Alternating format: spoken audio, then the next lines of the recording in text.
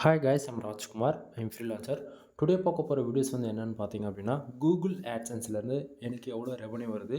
ஒரு பிகினராக இருந்து first time Google ஆட்சன்ஸ்லேருந்து நீங்கள் மணி மேக் பண்ணணும்னு நினச்சிங்க அப்படின்னா, நீங்கள் எப்படிலாம் ஒர்க் பண்ணணும் அப்படின்னு சொல்லிட்டு தான் நம்ம இந்த வீடியோவில் ஒரு டீட்டெயில்டாக பார்க்க போகிறோம். தென் ஸ்டார்டிங்கே சொல்லிடுறேன், இது வந்து ஒரு விதமான எக்ஸ்பெரிமெண்ட்டுன்னா என்னென்னு சொல்லி கேட்குறீங்க அப்படின்னா, நண்பா, ஆட்சன்ஸ் சம்மந்தமாக கிட்டத்தட்ட என்னோடய சேனலில் நான் 1500 வீடியோஸ்க்கு மேலே அப்லோட் பண்ணியிருக்கேன். சரிங்களா? ஃபார் டேவுக்கு $1 எடுத்து காமிச்சிருக்கேன். ஃபார் டேவுக்கு $100 எடுத்து காமிச்சிருக்கேன். ஃபார் டேவுக்கு $500 கூட நான் எடுத்து காமிச்சிருக்கேன். சரிங்களா? பட் ஆனால் நீங்களும் இது போல் ரெவன்யூ எடுக்கணும்னு நினச்சி தான் நிறைய பேர் உள்ளே வந்து என்ட்ரி ஆகுறீங்க. பட் ஆனால் இனிஷியல் அப்படி எதுவுமே நடக்காதுன்றதான் ஒரு உண்மை. சரிங்களா? தென் என்னோடய எக்ஸ்பெரிமெண்ட்டில் என்ன அப்படின்னா, ஒரு பிகினர் ஃபஸ்ட் டைம் தெரிஞ்சோ தெரியாமல் கூகுள் ஆட்சன்ஸில் மானிட்டேஷன் வாங்குறாங்க அப்படின்னா, அவங்களுக்கு எவ்வளோ நேரம் அதாவது எவ்வளோ நாள் வந்து அவங்களுக்கு வந்து டைம் கொடுத்து வேலை செஞ்சால் அவங்க எதிர்பார்க்குற ரெவன்யூ வந்து கிடைக்குன்றதா இதில் வந்து உங்களுக்கு நான் வந்து ஒவ்வொரு நாளும் ரிப்போர்ட்டாக கொடுத்துட்ருக்கேன். தென் டேரெக்டாக நம்மளோட டாபிக்குள்ளே போயிடலாம். டைம் பார்த்தீங்கன்னா 10:54 ஆகுது. இப்போது நைட்டு 10 மணி. சரிங்களா? அதாவது 11 மணி ஆக போகுதுன்னா வச்சுக்கோங்களேன். இது பகல் கிடையாது, நைட்டு. தென் நான் கொடுக்கக்கூடிய ரிப்போர்ட்ஸ்லாம் ஒரிஜினலாக ஃபேக்கான்னு சொல்லி நீங்கள் கேட்டிங்க அப்படின்னா, தென் நான் பேஜ் ரீஃப்ரெஷ் பண்ணி காட்டுறேன். ஓகேவா? ஸோ இதை வச்சு நீங்கள் கன்ஃபார்ம் பண்ணிக்கலாம் நம்ம எந்த அளவுக்கு ஜென்யூனான ரிப்போர்ட் கொடுக்குறோன்னு சொல்லிட்டு. சரி, தென் நம்ம டேரெக்டாக நமக்கு இன்றைக்கி வந்திருக்கக்கூடிய ரெவன்யூ எவ்வளோ அப்படின்னு பார்த்தீங்க அப்படின்னா, 0.08 சென்ட்ஸ் வந்து இன்றைக்கி நமக்கு வந்து கிடச்சிருக்கு. எஸ்டர்டே 0.07 சென்ட்ஸ் வந்து கிடச்சிருக்கு. லாஸ்ட்டு 7 டேஸில் 0.52 சென்ட்ஸ் வந்து இருக்குது. சரிங்களா?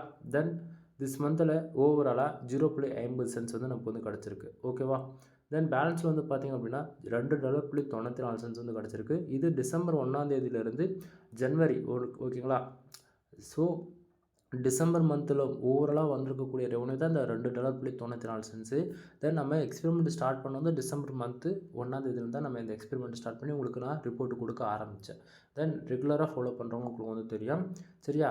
தென் ஒரு ஷார்ட் அண்ட் ஷூட்டாக சொல்லிடுறேன். ஏன்னா எனக்கு வந்து ஃபீவர், என்னால் பேசவும் முடியல உண்மையாக சொல்லப்போனால். சரியா? தென் டுடே டாலர் வந்ததுக்கான ரீசன் என்னன்றது பார்த்தாச்சு அப்படின்னா, என்னோடய வெப்சைட்டுக்கு இன்றைக்கி மட்டும் கிட்டத்தட்ட 1540 பேர் வந்திருக்காங்க. புரியுதுங்களா நான் என்ன சொல்ல வரேன்றது? இந்தியாவிலேருந்து 1540 பேர் வந்திருக்காங்க. இந்த 1540 பேர் வந்ததால் இந்த 0.08 சென்ட்ஸ் வந்திருக்கான்னு டுடேவில் வந்து கேட்டிங்க அப்படின்னா கிடையாது. கீழே பாருங்கள், கிளிக்ஸ்னு போட்டு ஒன்று தான், ஒரே ஒரு கிளிக்ஸு ஒரே ஒரு யூஸர் பண்ணியிருக்காங்க. அந்த ஒரு கிளிக்குக்கு கிட்டத்தட்ட நமக்கு 0.08 சென்ட்ஸ் வந்து கிடச்சிருக்கு. ஆக்சுவலி வீடியோ அதாவது எக்ஸ்பெரிமெண்ட் ஸ்டார்ட் பண்ணாலும் நீங்கள் டெய்லியும் பார்க்குறீங்க அப்படின்னா, நமக்கு எப்படிலாம் பேஜஸ் இன்க்ரீஸ் ஆகுதுன்றது தெரியும். அதே போல் சிவிசி எப்படி இன்க்ரீஸ் ஆகுதுன்றதை நீங்கள் நல்லாவே பார்ப்பீங்க. சரிங்களா?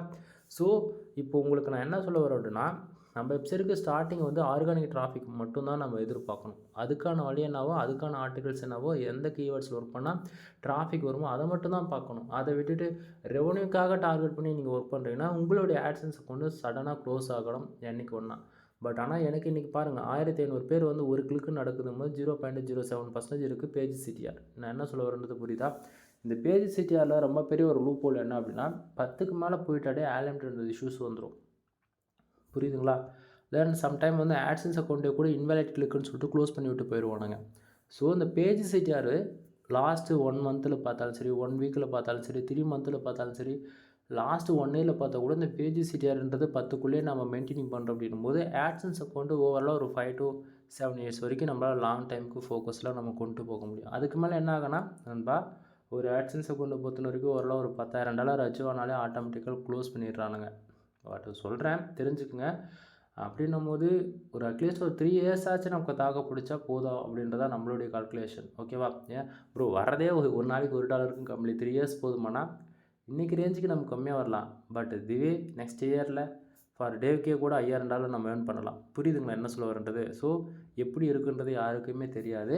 பட் ரியாலிட்டி என்னன்றது தெரிஞ்சுக்குங்க. சரியா? ஸோ என்னோடய வெப்சைட்டுக்கு கிட்டத்தட்ட 1540 பேர் வந்திருக்காங்க. ஒரே ஒரு யூசர் வந்து ஆடு கிளிக் பண்ணதால் நமக்கு 0.08 சென்ட்ஸ் வந்து இன்றைக்கி வந்து எனக்கு கிடச்சிருக்கு. தென் உங்களுக்கு இது போல் டிராஃபிக் வருது, ரெவன்யூ வந்து அதிகமாக வருதுன்னா ஹாப்பியாக இருங்க. நான் வேணாம்லாம் சொல்ல மாட்டேன். பட் ஆனால் நான் வந்து இனிஷியலில் வந்து ஒர்க் அவுட் மட்டும்தான் பண்ணிகிட்ருக்கேன். இன்றைக்கி ரேஞ்சுக்கு நான் கண்டென்ட்டை ஒரு நாளைக்கு மினிமமாக 4லேருந்து 5 ஆர்டிகல்ஸ் வந்து நான் பப்ளிஷ் பண்ணிகிட்ருக்கேன் என் வெப்சைட்டுக்கு. டிராஃபிக் நல்லாவே வந்துட்டுருக்கு. பட் ஆனால் ஆடு கிளிக் ஏன் நடக்கலை, இம்ப்ரெஷன் ஏன் இல்லை அப்படின்னு சொல்லி கேட்டிங்க அப்படின்னா, நான் வந்து ஆட்டோவேர்ட்ஸ் யூஸ் பண்ணுறதை தாண்டி மேல்வேர்டு வந்து யூஸ் பண்ணுவேன். யூசர்ஸ்க்கு வந்து எந்த அளவுக்குமே வந்து டிஸ்டர்பன்ஸ்ன்றது ஒன்று இருக்கவே இருக்காது. அது இல்லாமல் நல்லா அங்கே பார்த்தீங்கன்னா உங்களுக்கே தெரியும், எனக்கு வரக்கூடிய ஆடியன்ஸ் ஓவராலாக 90% மேலே டெஸ்க்டாப் ஆடியன்ஸ்.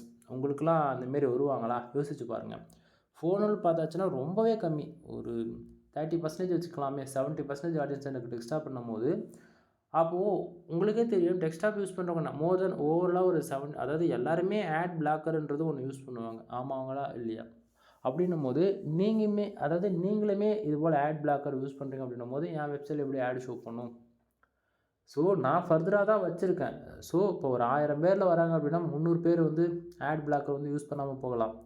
பட்டு அதுவே வந்து ஒரு 700 பேர், ஒரு 800 பேர் அவங்க வந்து என்ன பண்ணுவாங்க, ஆட் பிளாக்கர் வந்து யூஸ் பண்ணுவாங்க. அப்படின்னும்போது எப்படி எனக்கு வந்து ஆட் ஷோ பண்ணும், எப்படி இம்ப்ரெஷன் வரும்? கொஸ்டின் கேட்க தோணுதா? ஸோ இங்கே வந்து ஏன் தப்பு எதுவும் கிடையாது. கிட்டத்தட்ட 1000 பேர் வராங்க அப்படின்னும்போது 6000 இம்ப்ரெஷன் தாண்டி இருக்கணும். பட் வெறும் 700 இம்ப்ரெஷன் தான் இருக்கணும் போதே நீங்கள் தெரிஞ்சுக்கலாம். ஸோ வெப்சைட்டுக்கு வந்து ஆடியன்ஸ் ஃபுல்லாக வராங்க போகிறாங்க. பட் ஆனால் எல்லோரும் ஆட் பிளாக்கர்ன்றது ஒரு போட்டு வச்சுருக்காங்கன்றது தெரிஞ்சுக்குங்க. இதுவே எனக்கு மொபைல் ஆடியன்ஸாக இருந்தால் நீங்கள் சொல்லியிருக்கவே தேவையில்ல. ஒரு நாளைக்கு எனக்கு மினிமம் $3 ஆச்சு எனக்கு கிடச்சிருக்கும் நான் கொடுக்கக்கூடிய கண்டென்ட்டோடைய குவாலிட்டிக்கு தகுந்த போல். புரியுதுங்களா? ஸோ இது சம் டேஸ்க்கு அப்புறம் கண்டிப்பாக நீங்கள் அதாவது நம்ம ஆட்ஸன்ஸை கொண்டு $10 வந்து அச்சீவ் ஆகணும். ஃபஸ்ட் டார்கெட் இது தான். $10 வந்துட்ட பிறகு ஐடி வெரிஃபிகேஷன், பின் வெரிஃபிகேஷன் பண்ணிட்ட பிறகு பர் மந்த்துக்கு எக்ஸ்போர்ட், அதாவது தமிழ்நாட்டிலே இந்த அளவுக்கு யாரும் ஏர்ன் பண்ணி காமிச்சிருக்க மாட்டாங்க. அதுவும் லைவ் ப்ரூஃப் கொடுத்துருக்க மாட்டாங்க. நான் இவ்வளோ வருது போதும்லாம் நான் சொல்ல விரும்பல. பட் ஆனால் ஒரு பிகினர் எப்படிலாம் ஒர்க் பண்ணணுன்றதுக்காக தான் நான் சொல்லிட்டுருக்கேன். ப்ரோ ஆரம்பத்தில் அதான் சொல்கிறேன். இப்போ வரைக்கும் எதுவுமே சொல்ல நண்பா நல்லா புரிஞ்சுக்கங்க. நான் சொல்கிறது என்னென்னா, ஃபர்ஸ்ட் ஆஃப் ஆல் 1 இயர் நீ எந்த ரிசல்ட்டும் எதிர்பார்க்காத. இந்த அமௌண்ட்டு சம்மந்தமாக சொல்லிகிட்ருக்கேன். மற்றபடி எல்லாத்தையும் நீ எதிர்பார்த்து தான் ஆகணும். அமௌண்ட்டு எதையும் எதிர்பார்க்கக்கூடாது. புரியுதா? நீ வெப்சைட்டுக்குன்னு உள்ளே வந்துட்ட அப்படின்னாலே வெப்சைட்டில் எப்படி ஆர்டிக்கல் போடுறது, எப்படி பப்ளிஷ் பண்ணுறது, அப்புறம் இது காமனான விஷயம் தானே ப்ரோன்னு சொல்லி கேட்குறீங்க அப்படின்னா, நம்ம ஆர்டிக்கல் போட்டு பப்ளிஷ் பண்ணுறதும் தாண்டி எஸ்இஓன்னு ஒன்று இருக்குது. சரிங்களா? சர்ச் இன்ஜின் ஆப்டிமைசேஷன் ஒன்று இருக்குது இல்லையா? ஸோ அதையே நம்ம பார்த்துக்கணும். வெப்சைட்டுக்கு பேக் லிங்க் எடுக்கணும், டொமைன் அத்தாரிட்டி இன்க்ரீஸ் பண்ணணும், டொமைன் ரேட்டிங் இன்க்ரீஸ் பண்ணணும், பேஜ் அத்தாரிட்டி இன்க்ரீஸ் பண்ணணும். இதெல்லாம் ஃபர்தராக ஃபாலோ பண்ணுறதும் தாண்டி நம்ம பேக் லிங்க்குக்கு இம்பார்ட்டன்ட் கொடுத்தே ஆகணும். ஏன்னா நம்ம வெப்சைட்டில் என்ன தான் ஆர்டிகல்ஸ் ஹை குவாலிட்டியாக நம்ம பப்ளிஷ் பண்ணாலுமே வெப்சைட்டில் வந்து க்ரோலிங்ன்றது நம்ம வெப்சைட்டுக்கு இஷ்யூஸாக இருக்குது அப்படின்னா பேக் லிங்க் எடுக்கிறது மூலிமா க்ரோலிங்ன்றது இன்க்ரீஸ் ஆகி போயிடும். உங்கள் வெப்சைட்டுக்கு ஒரு 10,000 பேக் லிங்கு குவாலிட்டியாக பில்டு பண்ணிட்டீங்க அப்படின்னா கிட்டத்தட்ட ஒரு நாளைக்கு 55,000 70,000 டைம் கூகுள் பாட் வந்து உங்கள் வெப்சைட் வந்து க்ரோல் ஆகும். புரியுதுங்களா? ஸோ இப்போ நான் வந்து இப்போ இந்த டைமுக்கு ஒரு ஆர்டிக்கல் பப்ளிஷ் பண்ணுறேன்னா 6 மணி நேரத்துக்கு அப்புறம் தான் அது இன்டெக்ஸ் ஆகும் கூகுளில். ஃப்ரெஷ்ஷான ஆட்சன்ஸை கொண்டு வந்தாலும் சரி, இல்லை நீங்கள் இதுக்கு முன்னாடி ஒர்க் பண்ணாலும் சரி, ஓவராலாக ஒரு 6 மணி நேரம் ஆகிடும் இன்டெக்ஸ் ஆகிறதுக்கு. ஆனால் பேக் லிங்க் அதிகமாக இருக்குது. ஒரு 10,000 பேக் லிங்க் இருக்குன்னா ஒரு நாளைக்கு 50,000 டைம் க்ரோல் ஆகும்போது அப்போ 1 ஹவருக்கு ஒன்ஸ் வந்து ஒரு 1500 டைம் வந்து வெப்சைட் பாட் வந்து க்ரோல் பண்ணும். அப்படின்னும் போது வித் ஆஃப் த 10 நிமிஷத்துக்குள்ளேயே உங்களுடைய ஆர்டிக்கல் வந்து கூகுள் இன்டெக்ஸ் ஆகிடும். புரியுதுங்களா என்ன சொல்கிறேன்றது? ஸோ அப்போது 10 நிமிஷத்தில் இன்டெக்ஸ் ஆன உடனே கூகுளில் நமக்கு வரக்கூடிய ஆடியன்ஸுமே ஆட்டோமேட்டிக்காக இன்க்ரீஸ் ஆகிடும். இதுதான் ரியாலிட்டி, இதுதான் உண்மையும் கூட. பேக் லிங்க் இருக்கிற சைட்டு வந்து எப்படியாப்பட்ட கோர் அப்டேட் வந்தாலும் தப்பிச்சிரும். பேக் லிங்கே இல்லை அப்படின்னும் போது சைடு கொஞ்சம் படுத்துட்டு தான் இருக்கும். பொறுமையாக தான் நம்ம கண்டென்ட்டை போட்டு கொஞ்சம் கொஞ்சமாக தான் புஷ் பண்ணணும். மானிட்டைசேஷன்றது யார் வேணா வாங்கிடலாம். புரியுதுங்களா? பட் ஆனால் வேலை செஞ்சால் தான் மணின்றது தெரிஞ்சுக்கணும். நீங்கள் மானிட்டைசேஷன் ஆன அக்கௌண்ட்டு காசு கொடுத்து வாங்குறதுக்கு பல பேர் நீங்கள் ரெடியாக இருக்கீங்க. நான் இல்லைன்னு நான் சொல்ல கிடையாது. பட் ஆனால் வேலை செய்யணுன்னா மட்டும் கஷ்டமாக இருக்குது. எப்படி நம்ம அதை ஏற்றுக்க முடியும்? ஏன் இந்த இடத்த நான் இப்படி சொல்கிறேன் அப்படின்னா, நீங்கள் வந்து எல்லோரும் இது வந்து ஒரு இன்வெஸ்ட்மெண்ட்டாக நினச்சி ஆட்சன்ஸ் அக்கௌண்ட் மானிட்டைசேஷன் ஆனது நீங்கள் வாங்குறீங்க. பட் ஆனால் ரியாலிட்டி அப்படி கிடையாது. இது வந்து எப்படி சொல்கிறது, ஒரு வீடு கட்டியாச்சு, பால் காய்ச்சாச்சு, வீட்டுக்கு வந்து நம்ம போக போகிறோம் அப்படின்னும் போது எல்லாம் ரெடியாக இருக்குது. ஓகேவா? பட் ஆனால் வீட்டில் என்ன திங்ஸ் வாங்கி வைக்கணும்னு தெரியல அப்படின்னும் போது அது எப்படி? நீங்களே சொல்லுங்கள். ஒரு வீடாக இருந்தால் எல்லாமே இருக்கணும் இல்லையா? அதுபோல் தான் வெப்சைட்டாக இருந்தால் கண்டென்ட் இருக்கணும், குவாலிட்டி இருக்கணும், then on page SEO, off page SEO, technical SEO, இது போகிறதுக்கு ஃபியூர் வைட் டெஸ்ட் ஃபாலோ பண்ணியிருக்கணும். கீவேர்ட் டஃபிங் இருக்கக்கூடாது. மற்றவங்க வெப்சைட்டோட நம்ம வெப்சைட் யூனிக்காக காட்டணும்னா ப்ரீமியம் தீம்ஸ் வேணும் அப்படின்னு சொல்லிட்டு அதுக்கும் ஒரு விதமான லிஸ்ட்டு போடணும், போட்டுக்கிட்டே போகலாம். புரியுதுங்களா என்ன சொல்கிறேன்னு? ஸோ இங்கே பொறுத்த வரைக்கும் வெப்சைட்னா 1 இயர் நீங்கள் லேர்ன் பண்ணிவிட்டு வெப்சைட்டுக்காக நீ வேலை செய். வெப்சைட்டுக்காக வேலை செஞ்சு அதுக்கான ரிசல்ட்டு நெக்ஸ்ட் இயர்னு நீ கண்டிப்பாக எதிர்பார்க்கலாம். சரியா? சரி. தென் இப்போது இந்த இடத்துல உங்களுக்கே தெரிஞ்சிருக்கும். டுடேவில் எவ்வளோ வந்தாலுமே சரிங்க, டைம் உங்களுக்கு நான் 1 மோர் பேஜ் வந்து ரீஃப்ரெஷ் பண்ணி காட்டுறேன். ஏன்னா உங்களுக்கு அப்போ தான் ஓரளவுக்கு ஐடியா கிடைக்கும். சரியா? தென் பாருங்கள், டுடேவில் வந்து கிட்டத்தட்ட 1500 பேருக்கு நமக்கு ஒரே ஒரு யூஸர் வந்து ஆட் கிளிக் பண்ணியிருக்காங்க. கூகுள் ஆட்சன்ஸ் பொறுத்த வரைக்கும் ஆட் கிளிக் நடந்தால் தான் ரெவன்யூ வரும். சரியா? ஸோ அதனால் நமக்கு 0.8 சென்ட்ஸ் வந்து கிடச்சிருக்கு. தென் எந்தெந்த கண்ட்ரிலேருந்து யூசர்ஸ் வந்திருக்காங்கன்னா ஓவராலாக இந்தியாவிலேருந்து தான். இந்தியாவிலேருந்து அதாவது நான் மறுபடியும் சொல்கிறது என்னென்னா, இந்தியாவை டார்கெட் பண்ணி நீ வேலை செஞ்சேன்னா உனக்கு ரெவன்யூ வராது. புரியுதா? ஸோ நீ ஒழுங்காக என்ன பண்ணுறீங்க, எல்லாருமே Tier 1 கண்ட்ரி டார்கெட் பண்ணி வேலை செய்யுங்க. எக்ஸாம்பிளுக்கு US, UK, ஆஸ்திரேலியா, கனடா, இதுவே போதும். இந்த 4 கண்ட்ரி அதிகம். சரியா? இந்த 4 கண்ட்ரி டார்கெட் பண்ணி வேலை செய்யுங்க. அப்போ ஏன் ப்ரோ நீங்கள் மட்டும் இந்தியா டார்கெட் பண்ணி ஒர்க் பண்ணுன்னு சொல்லி கேட்டீங்க அப்படின்னா, நண்பா நான் மறுபடியும் சொல்கிறேன், எனக்கு தேவை பேஜ் CTR 10க்குள்ளே இருக்கணும். புரியுதா? ஸோ இந்தியாவிலேருந்து கிட்டத்தட்ட ஒரு 5000 பேர் வராங்க அப்படின்னும் போது, நான் யூஎஸ் பேஸ் பண்ணி ஒரு 500 ஆர்டிகல் பப்ளிஷ் பண்ணி அதில் 50 பேர் வந்து 2 கிளிக் பண்ணதால் எனக்கு ஒரு நாளைக்கு $200 $300 கிடச்சிரும். கான்செப்ட் புரியுதா? ஸோ எனக்கு ஆர்கானிக் டிராஃபிக் எந்த கண்ட்ரியில் வந்தாலும் பிரச்சனை கிடையாது. நான் சிபிசி ஏற்றணுன்னும் போது நான் யூஎஸ் பேஸ் பண்ணி ஒர்க் பண்ணிக்குவேன். எனக்கு இன்றைக்கி ரேஞ்சுக்கு இந்தியன் ஆடியன்ஸ் தான் அதிகமாக வராங்கன்னும் போது எனக்கு பிரச்சனை கிடையாது. இன்னுமே நான் இன்க்ரீஸ் பண்ணி ஃபார் டேவுக்கு 5000 யூசர்ஸ் வர வரைக்கும் நான் ஒர்க் பண்ணிவிட்டு, அதுக்கப்புறமேட்டுக்கு கூட தனியாக வந்து நான் US, UK, ஆஸ்திரேலியா பேஸ் பண்ணி ஒர்க் பண்ணிட்டு போயிடுவேன். புரியுதுங்களா?